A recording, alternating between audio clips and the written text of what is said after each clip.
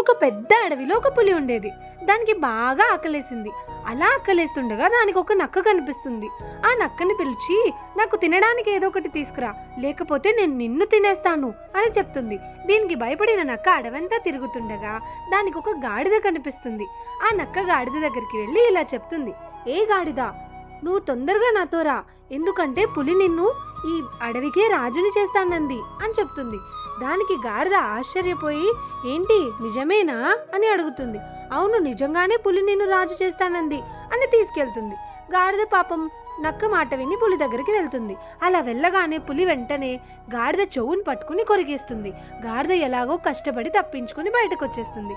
అలా రాగానే మన గాడిద నక్క దగ్గరికి వెళ్ళి, ఏ నక్క, నాకెందుకు అబద్ధం చెప్పావు, పులి నన్ను తినడానికి ప్రయత్నించింది అని చెప్తుంది. దానికి నక్క, అయ్యో పిచ్చిగాడిద, పులి తిన్నది నీ చెవులు మాత్రమే, ఎందుకంటే రేపు నువ్వు రాజయ్యాక నీ కిరీటం పెట్టాలి కదా, అందుకని నా మాట విని నువ్వు మళ్ళీ వెళ్ళు, నిన్ను ఆ పులి రాజుని చేస్తుంది అని చెప్తుంది. మళ్ళీ పిచ్చిగాడిద నక్క మాటలు విని మళ్ళీ ఆ పులి దగ్గరికి వెళ్తుంది. ఈసారి పులి గాడిద తోకను తినేస్తుంది.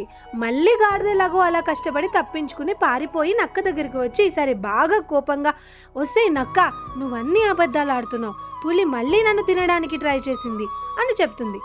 దానికి నక్క ఇలా అంటుంది, అయ్యో పిచ్చి గాడిద, పులి నీ తోకని తినేసింది నువ్వు సింహాసనం మీద కూర్చోడానికి, లేకపోతే తోక నీకు అడ్డొస్తుంది కదా, నా మాట విని నువ్వు వెళ్ళు, ఈసారి పులి నిన్ను రాజుని చేస్తుంది అని చెప్తుంది. మళ్ళీ ఇది దాని మాట విని పులి దగ్గరికి వెళ్తుంది. ఈసారి గాడిదని పులి పూర్తిగా చంపేస్తుంది.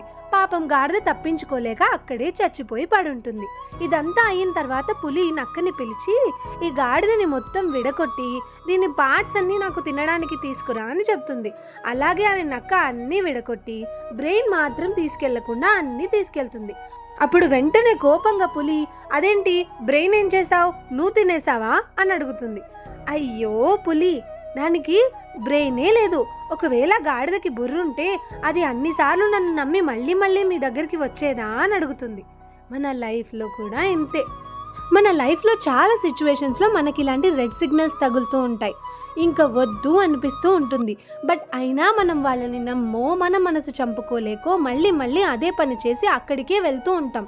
కానీ ఆఖరికి దెబ్బ తిని వెనక్కి వస్తాం.